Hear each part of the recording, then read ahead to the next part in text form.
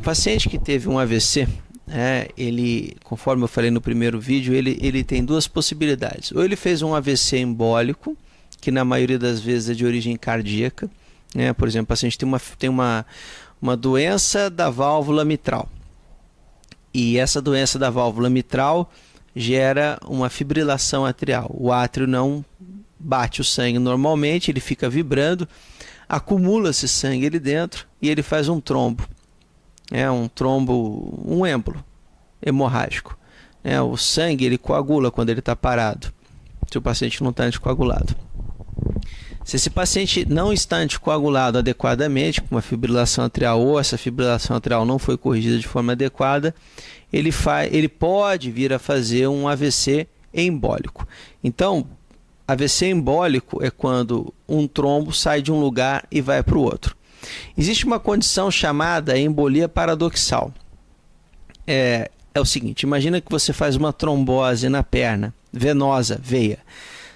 O trajeto normal desse trombo é subir, ir pela veia cava, ir até o átrio direito, do átrio direito cair na artéria pulmonar e ir para o pulmão e fazer um tromboembolismo pulmonar, que é uma condição extremamente grave. No entanto, existem pacientes que podem possuir o forame oval patente, que é uma comunicação que existe entre o átrio direito e o átrio esquerdo. Então, esses pacientes podem fazer o que a gente chama de embolia paradoxal. O êmbolo venoso sobe pela perna, ao chegar no átrio direito, ele, principalmente por manobras de valsalva, ou seja, de aumento da pressão intratorácica, ele passa para o lado esquerdo e do lado esquerdo ele sobe para o cérebro e o paciente faz um AVC. Bom, o exame de escolha para você ver isso aí é o Doppler transesofágico com pesquisa de microbolhas. O Doppler transtorácico ele não é tão fidedigno nesse aspecto. Bom, então esses são os AVCs embólicos.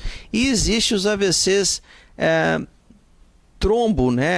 aterotrombóticos. Aterosclerose, ou seja, formação de placas de gordura, de calcificação nas artérias, que faz com que o sangue passe de forma mais lenta, gere-se um processo inflamatório e forme-se um trombo no interior do vaso.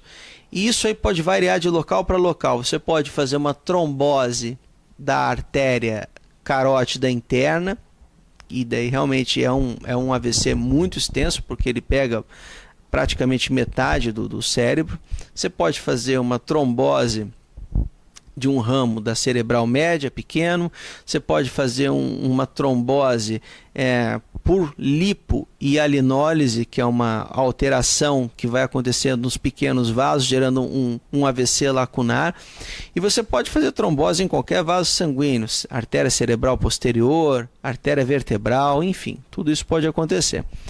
E existem condições outras que muitas vezes estão associadas a algumas doenças, tipo displasia fibromuscular, a doença de Fabry, ou alguns acidentes, que são as dissecções arteriais. A dissecção arterial ela pode acontecer na carótida e na vertebral.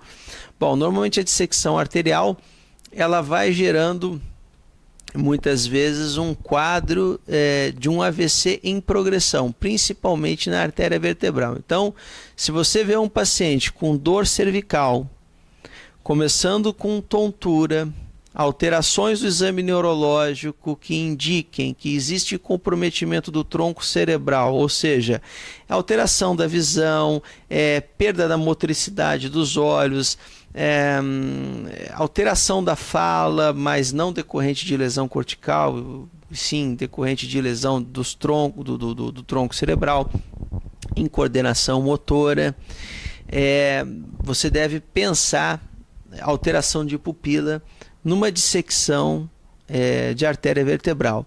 E por que tem que pensar nisso? Porque dá para reverter muitas vezes com anticoagulação.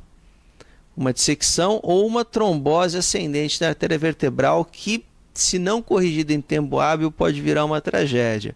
Ela ascende e ela pode pegar a artéria basilar e fazer um AVC grande do tronco cerebral. Bom, a dissecção da artéria carótida também pode acontecer, e muitas vezes o paciente ele pode ter a dissecção da carótida, ele pode sentir algum tipo de dor ou não, e ele pode desenvolver uma coisa que a gente chama de síndrome de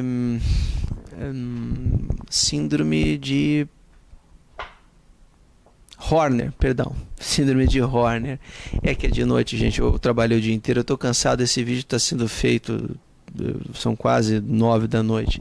Síndrome de Horner. A síndrome de Horner ocorre porque tem o plexo simpático que passa pela artéria carótida, e a dissecção dela pode gerar isso. O que acontece?